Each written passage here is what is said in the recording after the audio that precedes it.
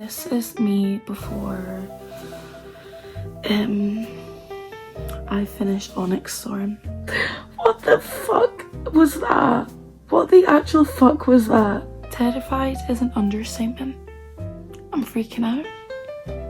What? And I'm apprehensive. We can laugh and cry and I'm actually devastated. It'll probably be no laugh and it'll probably just be an immense amount of tears. And we'll get through it together. This is so weird. But we'll see. Hello everyone! Hello! Welcome back to Because Reading is Sexy for episode 2!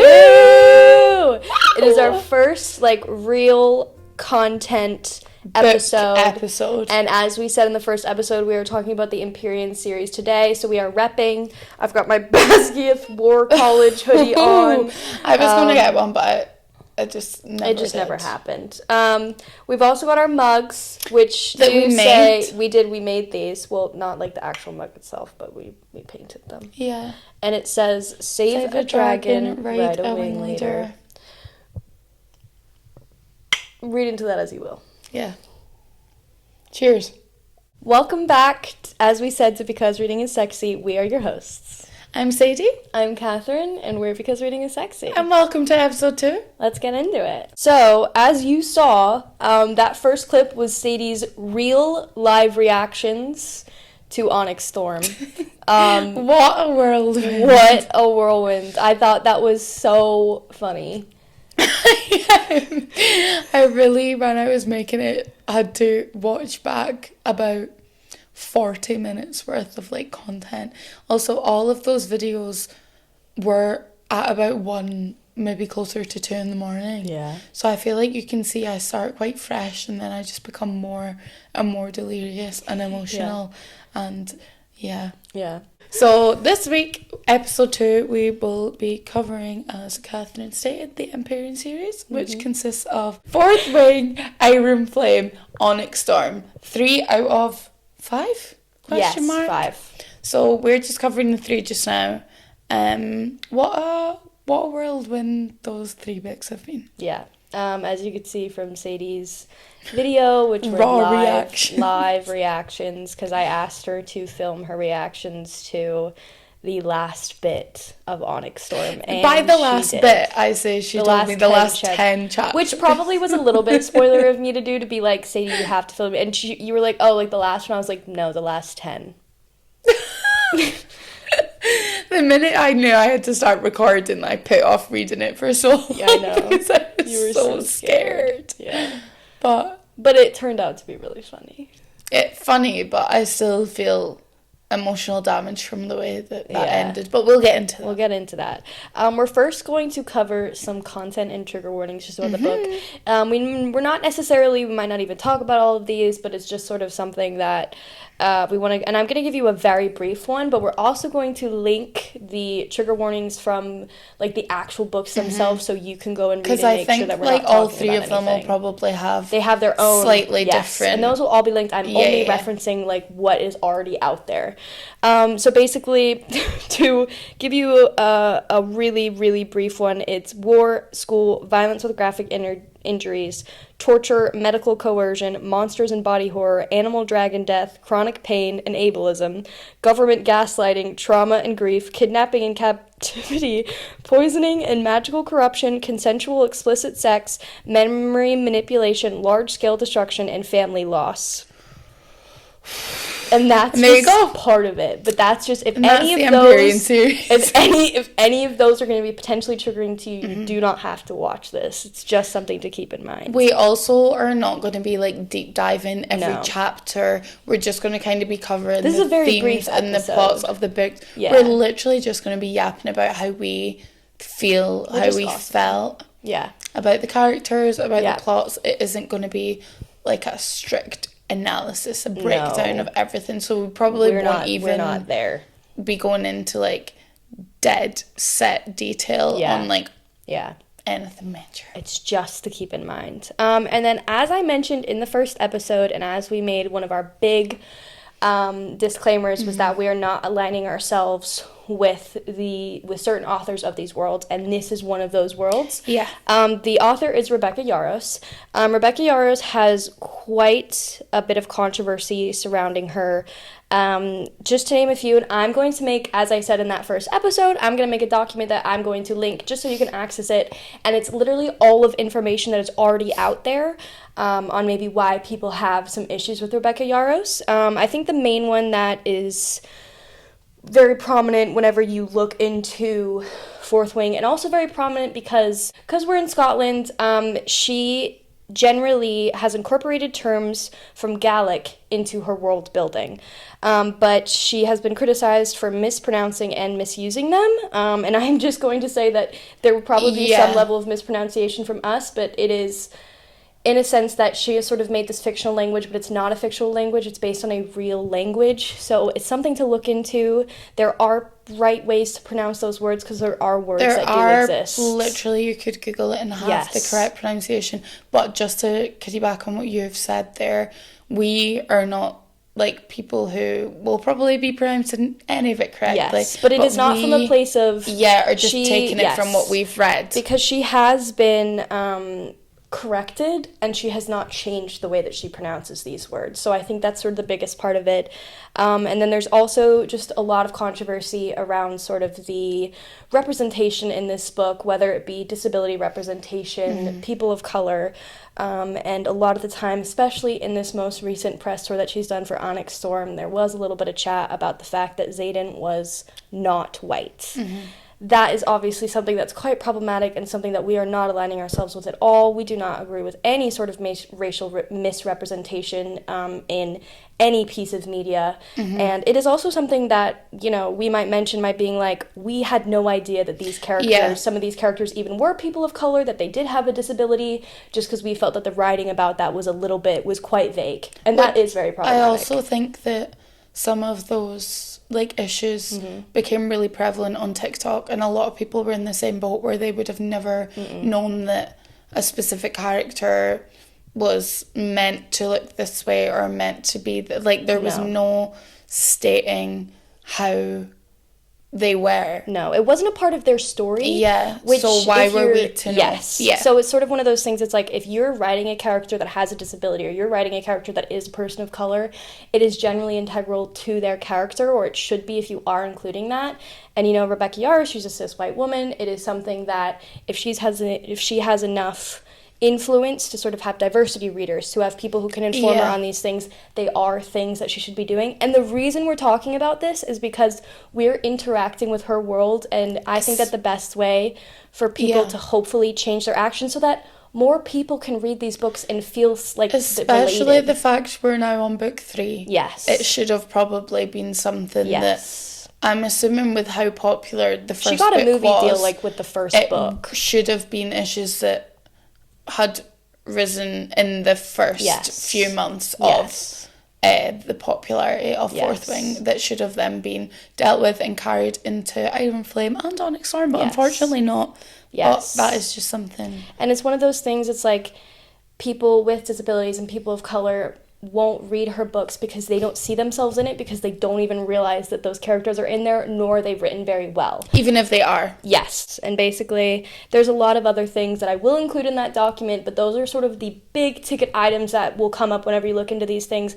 And a lot of book talkers are really not reading the rest of the series because of these issues. So that is something to keep in mind whenever you're doing these things. This is not a book that you have to read. These are not books you have to read. We're talking about it because it was the first book that we bonded over. Yeah, and it's not a case of, like, you've not read the book, you can't listen to this. Like, that's not... Or because you're listening to this, you feel like you then need to go and read the book. Like, not at all. I think it's really out of hope that if enough people talk about this, more authors will be willing to include diversity writers and it will in their make writing process, and it will make a change in that these books will be written for everyone to read, not just for one select group of people to read and relate to. And I think as well, this is going a bit off tangent, but like, if you have like a main character with like a disability, it shouldn't be something that you need to be like, oh my God, that's amazing that they've written that. Yeah. Because it should just be something that is considered normal when...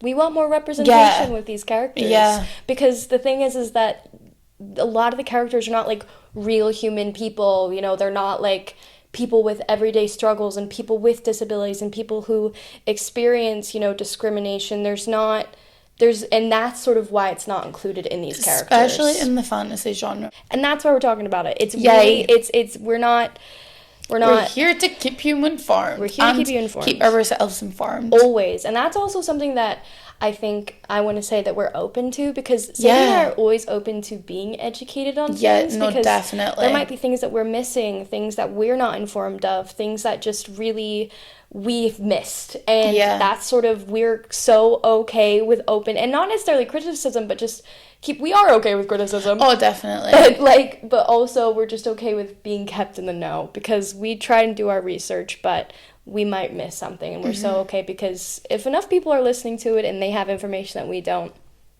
we'd like to hear it. Yeah. But that is all. That is my disclaimer with that, and I will have that document available for people to read, to keep yourself educated, because it is the consumer's responsibility to keep the authors accountable. Exactly. And it doesn't matter how big your book is. If you're if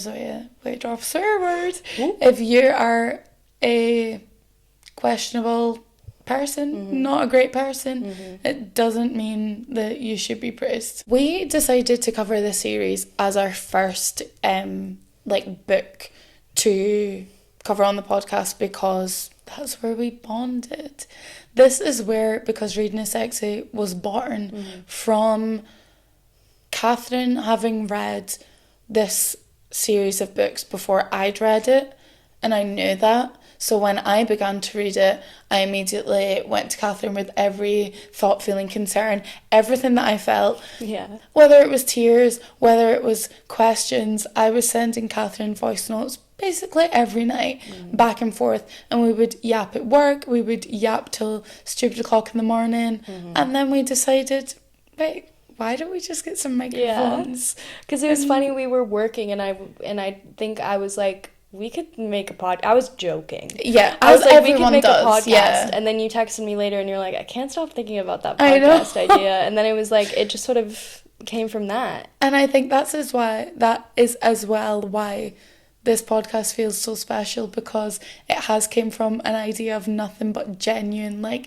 admiration and love for reading books, and how our friendship has formed on the basis of that. It had been a while since I'd had someone to talk with about books. Yeah. It'd been so long, I'd just sort of been, in my own thing, I'd be on TikTok, whatever, but it's so different being able to actually, interact, and it was almost like we had created a community of just us two, and we realized how wonderful that is to have someone feel so deeply about something that isn't real, and you tell people who don't read, or people who haven't read it, and they're like, what is wrong with you, when you're actually feeling these characters' feelings, and you're devastated, and it's just sort of to have that sort of understanding, and that sort of that feels like the foundation of our friendship. And I think as well, there was definitely so many things in those voice notes that I would have audibly laughed at something you said, or an ongoing joke that we would have had that was oh, I feel like if we're finding this so funny and entertaining sound of voice notes, then why not just record it and put it out and see if anyone else finds us as funny as we do. And that's kind of the vibe that we wanted to create for all of it, just that feeling. This was also my first fantasy book.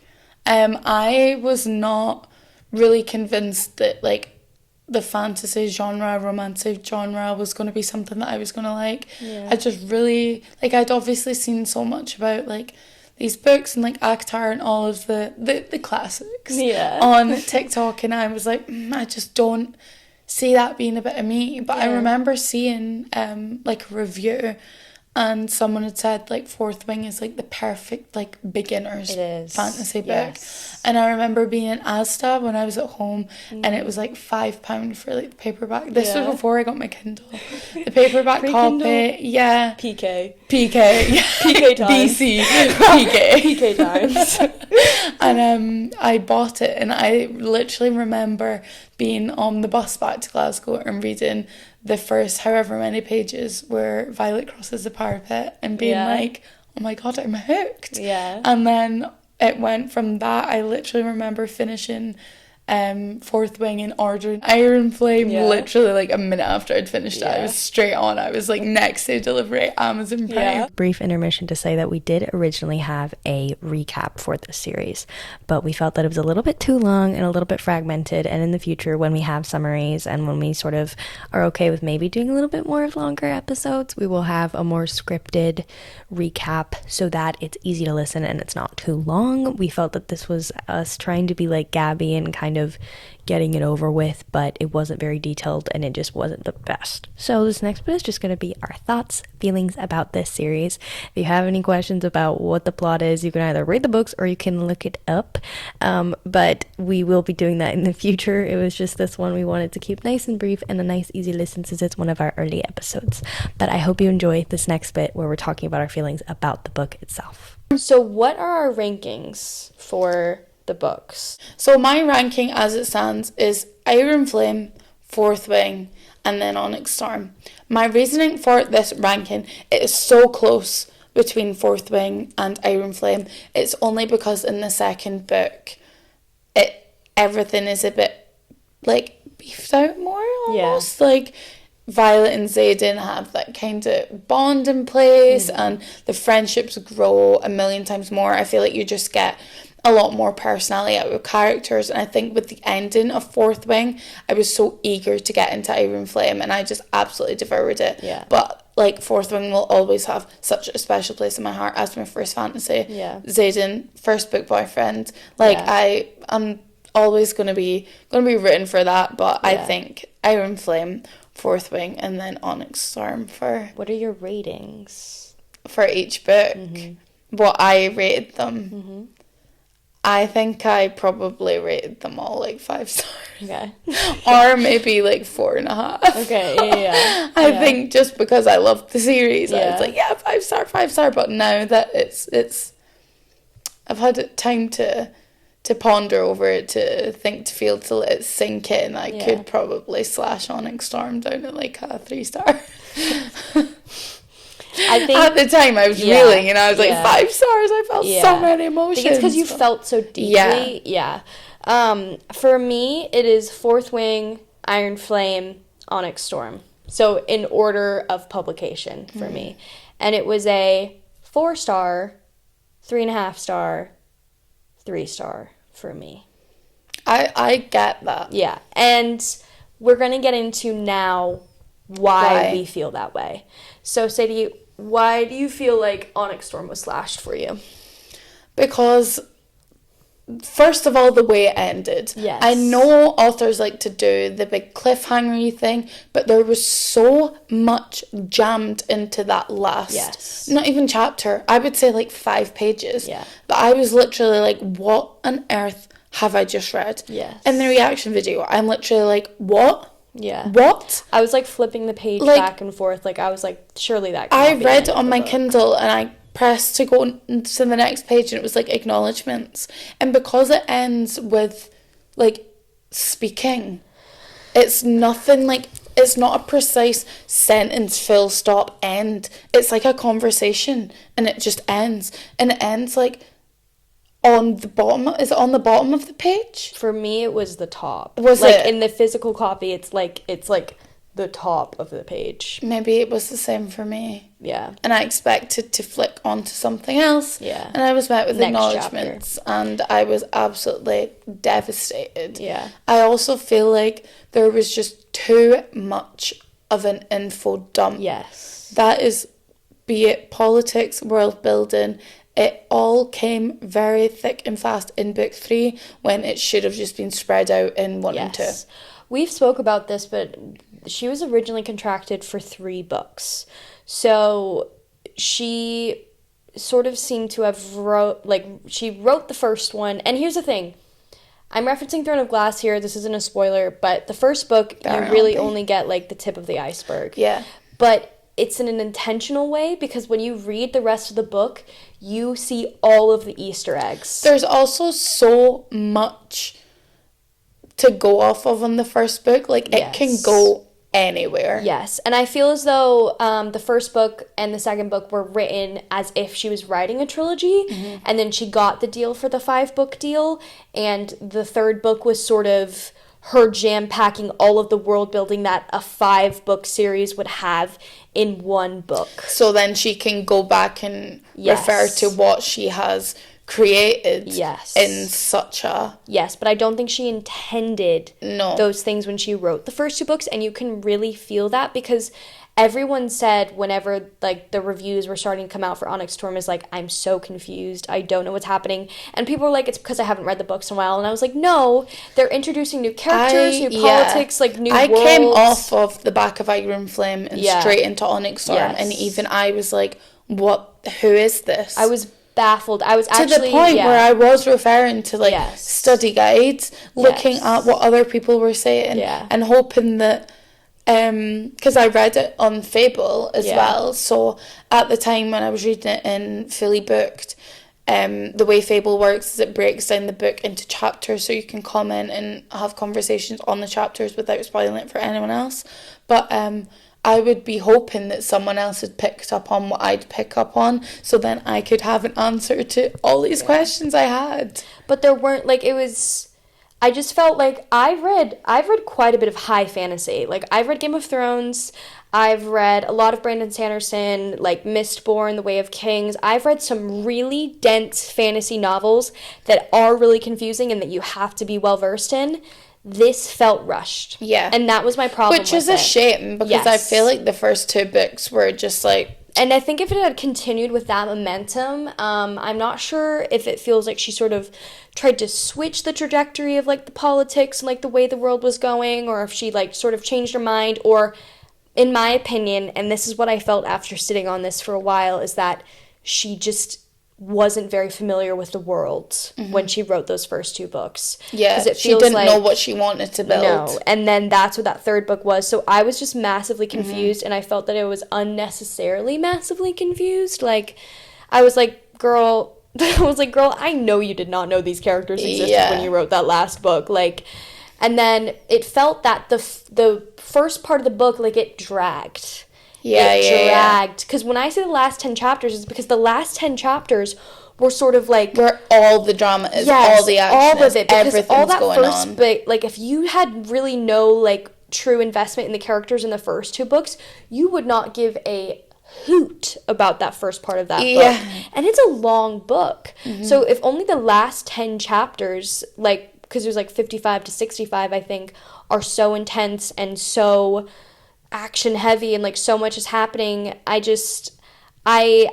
again, since it was so action packed and it was so heavy, it felt like very adrenaline based because there was so much happening, but I wish that I didn't enjoy it. No, I wish it was spread out, because I was honestly anxious, because I felt like that. I had to put it down on multiple occasions. I couldn't keep reading on multiple occasions. It wasn't the type of book that I felt like I could, like, get into bed and, like, put on my Kindle and read a few chapters. Like, I had to be sat locked in. It wasn't something that was kind of relaxing me. I wasn't unwinding reading this at night. I was on edge. I was anxious. I was sitting up. Like, I was feeling sick because I was so, like, in this world and so attached to these characters that for her to just take the world that she'd built in book 1 and 2 and flip it upside down and add in this, that, next thing, this character, that character. It felt like when, like, someone moves into your childhood home and starts changing things. Like, and you're like, why have you done that? Like, I liked where the characters were going in the first 2 books. Imogen, one of Violet's friends, her, like, best friend Quinn dies. Now, here's the thing. I know it felt to me that she just wanted to kill a character, but she didn't feel like she could kill any of her main characters yet. So it was sad, but I was also like, should I be more upset? Because I was, like, crying, but then I was like, afterwards, I was like, I don't know anything about this girl. Yeah. I know absolutely nothing about this girl, only that she's Imogen's best friend. And you get, like, a glimpse of Imogen and Quinn's, like, backstory in that moment where she's dying, like, them first meeting, and then it's like, okay, so you've created an attachment after you've killed the character off. I've reread the book twice now, just because I was so confused the first time I read the book, and I read the first book in, like 2 days. Like, I devoured it the first time, and then I was like, something's off. I was like, something's off. I don't know what's off. Because I'd reread Fourth Wing and Iron Flame a couple times. Like, they were sort of just like, oh, I'll read those ones again. Yeah. Like, they're, like, you know, just a good old fantasy. And as Sadie said, like, earlier, they're a really good entry-level fantasy just because they're...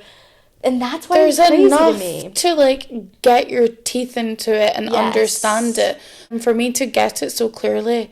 and then understand absolutely nothing. Yes. I was just like, what is going on? But the thing I think is the general consensus is that everyone felt that way. Because then people were like, oh my gosh, it's just because you... Because people were getting weird about it. They were being like, it's because you haven't read high fantasy. It's because everyone who's reading Fourth Wing are people who switch from romance to fantasy. Book talk. Yeah, but then people like me were saying, hey, no... I've been in this world for a really long time, and that's not it. Like, no, because then you're diminishing other people, like, and there was a lot of that discourse. I have read a lot of high fantasy, like, really high fantasy, very dense stuff. Those books are so structured. Like, there is so much. That author knows every single thing about every one of their characters, I'm assuming, every one of their characters, every one of their plot lines, where they're going, where the world is, because think about, like, Brandon Sanderson has, like, 3 series, and they're all interconnected, and he knew that they were all going to be interconnected, and how they were interconnected. And I think as well, because Rebecca Yarros is, like, a contemporary romance author, I was going to mention that I do feel like she wrote the story of Xaden and Violet amazingly. I loved their story, but I feel like that was at the forefront a lot in the first and second book, so she was able to get away with less of that kind of intense, more advanced world building, whereas in the third book, it's like, okay, they love each other now, where do I go? I really struggle now with Onyx Storm, and I honestly really struggle, and this could be a controversial opinion, I'm really hesitant going into the next book, because, like, I have no idea where it's going to go. No, because I'm kind of nervous, because she keeps on saying in press stories that it's going to get worse before it gets better. And the thing is like, I've read books where, like, things are devastating for a couple books, but it's almost like I'm yearning to know about these characters. But there's so many characters. I feel we've gotten to a place in the series that I should know some of these characters better, because I love their character. I love their quips. Like, there's the side character Riddick and Sawyer and Rhiannon, and I love them, but I also feel like I don't know very much about them. Their backstories, their families, because generally, if you're switching gears and you're trying to be a little bit more higher fantasy, you should have had backstory for those characters, because I feel like I could be more connected to them, because I love how they act, I love how they love Violet, I love their friendship, but I also don't feel it very deeply, because there's not a lot of context there. It's not bad writing. Actually, I take that back. I think it is lazy writing, because I think that if you've just dumped a bunch of stuff because you've gotten a 5-book deal and you're just trying to fill it out so you can have 2 more books, but you're sort of destroying characters or sort of changing characters. I feel like I've just sat and nodded to you for like 10 minutes. No, it's because I have a lot of opinion. I've been sitting on this. I've been sitting on this for a while, and I have a hard time, especially with how the rhetoric turned on Book Talk, with people making people feel stupid for not understanding a book that it's not because there was nothing to understand. No. Everyone reads at different levels. Everyone enjoys different things. Everyone has different understandings of how things play out. Yeah. But that doesn't mean that they should be made to feel bad, because it was confusing to read. Yeah. And in comparison to the other 2 books, it was like, what on earth have I just read? Yeah. Because there just didn't seem to be any cohesion with how it started to how it finished. Yes. But considering all of that and sort of, you know, putting that on the back burner of like what I think about the actual sort of writing and structure of the book, there are a few plot lines, like Xaden and Violet. I do really love their relationship. I will always eat up a man who will do anything for the woman that he loves. I will always eat that up. Do I really love that Xaden is Venom? No. I hate that choice. I just don't see, like, it's either going to go one of two ways. They're going to find a cure, but apparently there is no cure, or he is just going to die, and it's going to be this big, like, travesty. Why they're now married? Rebecca Yarros has a history of killing off her male love interests, but also, like, contemporary romance she's novels. Going on these press tours, and she's like, yeah, I know how, like, it's gonna finish, I know I've got the endings, It's like, it didn't seem like you did when you wrote the book. Yeah, it's like, it's either gonna go one or two. It's really, why they're married, I don't know. Like, that was just crazy. That came out of absolutely nowhere. No. He literally, like, left her a letter and was like, don't come and look for me. So, like, what? We're going to look into some positive things. What are some plot lines that we like? I'll take the positives. I'll take the positives as someone who rates every book very highly from what they like. I like the way friendship is such a core theme in the book. And as much as the messy writing and personalities are maybe... the thing is I like the characters, that's why I want more backstory. Yeah. So she's written characters that I like. It was just the fact that I feel I could like them more if I knew more about them.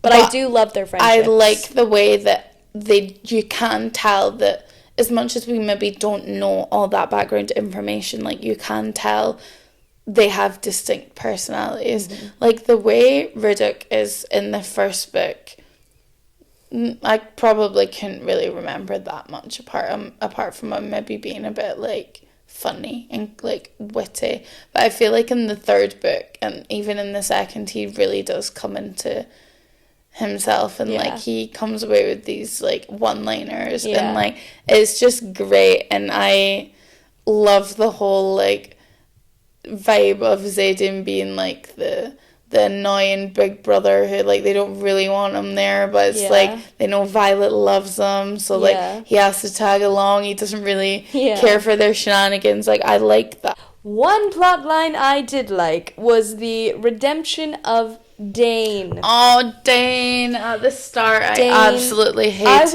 you. I want more of Dane. We got breadcrumbs of Dane and Sloane, who is Liam's little sister. And also Sloane's redemption. I wish we had seen more of Sloane's redemption, because she slowly starts hating Violet because she blames Violet for Liam's death, but then, like, she sort of they bond, and then Liam had left her, like, letters and about how much he thinks that her and Violet would get along. Yeah. It's really wholesome. And then Dane is the wing leader, and Sloane is part of one of the lower squads, like Zayden and Violet. Reincarnated. I will say, I like two plot lines I like are in the first book, whenever Violet's squad wins a challenge or something, and then they go to a base, and then Zayden says that he had to go because Ciel and Tyrion can't be apart from one another, but he actually just went because he wanted to be near Violet. And then that's when they figure out that they first can speak mind to mind, and then he, like, scares her, and then they have, like, a little moment. I love that bit. And then in Iron Flame, I do love the sort of, like, tension of, like, them not being able to see each other, and then, like, it all coming to a head in that, like, Violet being tortured, and then him, like, dropping wyverns all along the border and, like, distracting the government so that he could sneak in and steal Violet from being tortured, and then, like, confess his love. I also love that you don't know in the beginning when they have their first kiss. There's lightning, and that's way before you even find out that Violet's signet is lightning wielding. One thing I like about these books is the smut is very well written. That is the one good thing that comes from Rebecca Yarros being a romance writer. Mm-hmm. She writes smut very well. My house, my chair, my woman. If you don't know, get to know. Yeah. There's on the bottom of Sadie's mug. Yeah. I'm nearly finished my... Oh, it's this way. It's the other way. My house, my chair, my woman. I also really like at one point they break a table and Violet's sister and brother maybe are standing at the door with... No, Riddick and Mira. Is it... I knew it was Riddick, but I didn't know who he was with, and he's like... They've they've just broken the table. And then he was like, is this like that dresser that nobody talked about in the first year? Because they broke a dresser like one of the first times they were together. Yeah. And I like those little quips. I think they're well done. Sawyer and Jesinia. Yes. Oh, that's another thing. Jesinia, Sadie and I didn't actually realize that Jesinia was deaf. And was Jesinia is Violet's friend from the Scribe Quadrant, who Violet is like more or less not grown up with, but because she's been going into the archives since she was young with her dad being so involved, that her and Jesinia have a good bond. And every time we see Jesinia, Violet signs to her. So we sort of assumed that you signed to people in the archive because you're not meant to speak. So Sawyer and Jesinia, their relationships does sort of develop. Flourishes, and Sawyer learns how to sign. It's really wholesome. It's very sweet. And then Sawyer loses his leg. But that's another like side kind of plot that I would like to be explored more in the next book. Yes. I feel like she is a vital character. But we'll just say a quick little brief thing. We love Tyrion. If Tyrion was a human, I do feel hear me out. He would be my biggest hear me out. And I also love Indarna. I feel so maternal over her. Yes. Because you like watch her come They have personalities as well, which I really like. And they're sassy. Tyrion has so much attitude. Yeah. But he loves Violet. Yeah. I love it. That is just to say that Sadie and I do have complicated feelings about the series, but we had a good time reading it. We bonded over it. It'll always hold a special place in my heart. And we're going to be talking about the future books as well. So we'll be coming back to it. And we'll probably be mentioning pieces of Fourth Wing whenever we're talking about like other series as well. And we want to have more series in the future talking about like side characters we love. Yeah. But yeah, those are our thoughts about the Empyrean series. So let us know what you think. Please. If you agree, if you disagree, if you've read the books, if you haven't read the books. If you we maybe have spent a lot of time slating the books, but honestly, they are like the first one at least is worth the read. The first one is fun. If you like romantasy, it's a fun read. Get into it. Yeah. But those are our thoughts about the Empyrean series. Yeah. And that is our episode 2. And next week we're going to be talking about our September TBR. It should be like a very cozy little podcast. So come next week with your blanket and your tea and your snack and come sit with us. And thank you for listening. Thank you for listening to us yap on about sexy wing leaders and dragons and annoying characters, cough cough, Jack Barlow, and beautiful redemption arcs from Dane. Yep. And that's that.